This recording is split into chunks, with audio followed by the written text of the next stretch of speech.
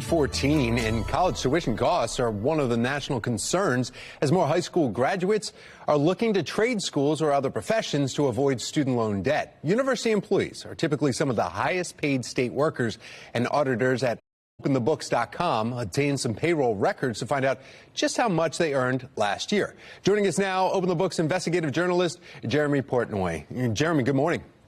Good morning. Thanks for having me. Yeah, let's start right here in Maryland. What were some of the top salaries this year at Maryland's public schools? Yeah, so last year, about a third of Maryland's $8 billion payroll went to the University of Maryland. That's according to the Baltimore Sun this week. So we looked through to figure out where that's going. Turned out about 8 people there made more than $1 million, and you have 66 people making more than $500,000 just in 1 year. You hear, Jeremy, too, a lot of them are the coaches here, but you also saw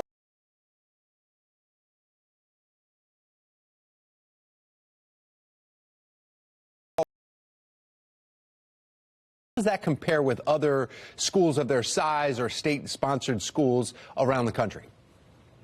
Yeah, well, right at the top, you have their football coach, Mike Loxley.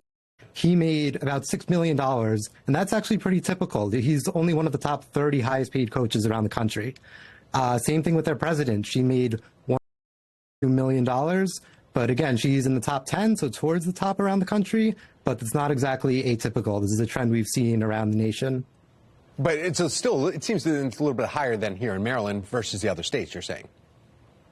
Right, but it's not. So their president is in the top 10. Yeah. But we've been looking all around the country, and these salaries are climbing higher and getting more towards the $1 million range.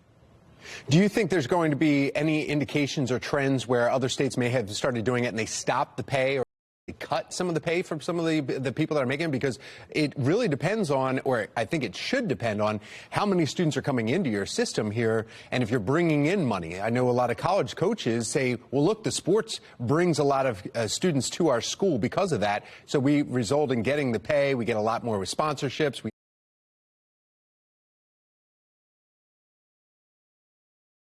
With, of course, everything going on with NCAA. So is there any kind of argument going back saying, well, we need to make more money because we're doing this? Right. Well, one thing we've noticed is that the bigger the sports program gets, those coaches now earn more money because a lot of their income comes from what they call supplemental income. It's not actually their salary. It's just fundraising appearances, media appearances. So the bigger the program gets, the more they do that, leads to more money, and that's how you get salaries like $6 million. Yeah, so we'll find out exactly what this does for tuition for students who are taking out all those loans, maybe because they can't do all those, I guess, sponsorships. Well, Mr. Portnoy, thank you so much. We appreciate it. And Jeremy Portnoy with OpenTheBooks.com. Thank you.